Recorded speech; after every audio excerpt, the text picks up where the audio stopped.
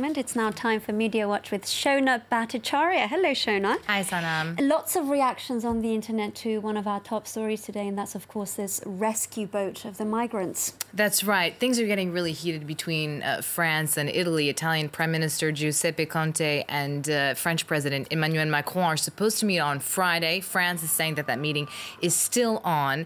But Italian Interior Minister Matteo Salvini had harsh words for Macron and the French government overall after Macron said Rome had acted with cynicism and irresponsibility by refusing to accept the Aquarius, and he has called on Macron to apologize. So to take a closer look at how the Italians are taking this crisis, it was the series of cartoons in the Corriere della Sera. Sorry, I do not speak very good Italian.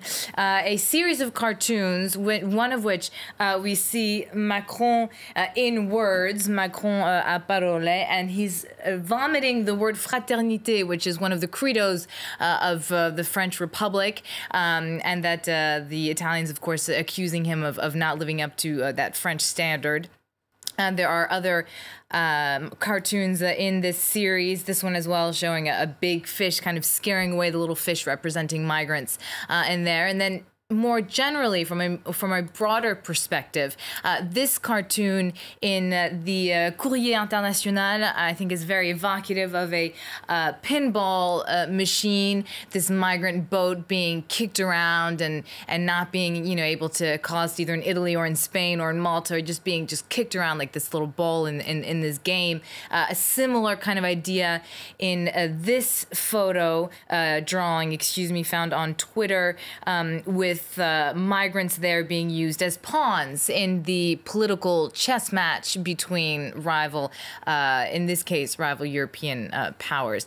And then finally, we have this cartoon from the French artist CAC with Emmanuel Macron saying, are any of you able to save children dangling from balconies as Mamadou Gassama did on May 26th. Of course, he was regarded as a hero for that, but it was also a story about an exceptional refugee gesture right there on the part of the French government. I would like to point out, though, that in this cartoon, I think it's a little bit disconcerting that none of the refugees in the boat are African, which I find a little strange because that's kind of what we're talking about right now. So the influx of the migrants are coming from. Now, of course, other boats carrying refugees have been turned away before, so this isn't the first time, Shona. No, unfortunately, throughout history, we have seen other moments of inhumane political action. The BBC, in a 2014 article, told the story of the SS St. Louis, which was actually a luxury cruise liner,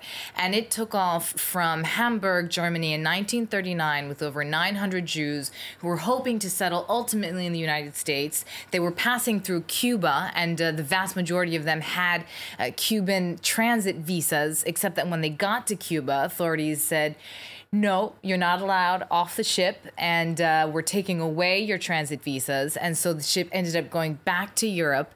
Many of those Jews were able to escape to Britain, but 254 of them still died at the hands of Nazi forces and in concentration camps.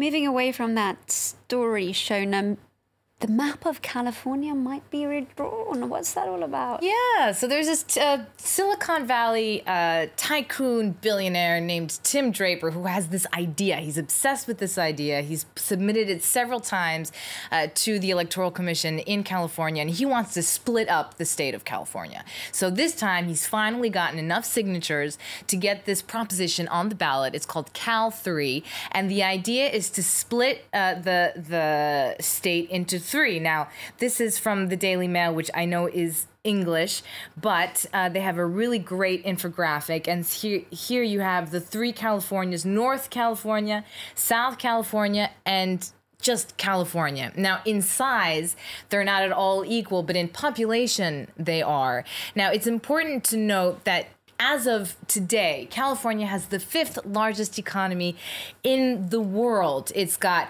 high taxes as well. It's got the highest sales tax in the United States, the highest income tax. And with this proposition, Tim Draper hopes to get better services and lower taxes, and also so that the 3 Californias can compete to keep residents with the best services, again, for the lowest price.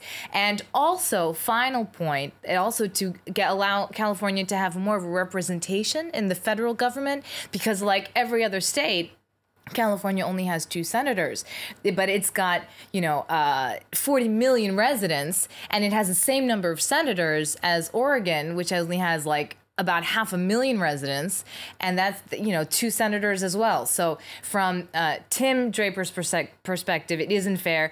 And on the final note, I would like to say that in the past, since California has become a state in 1850, there have been over 200 tries to redraw the lines of California. So this is not an old debate.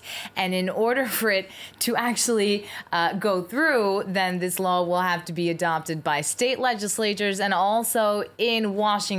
So it doesn't look like it's going to happen right now. Only 17% of Californians support the measure.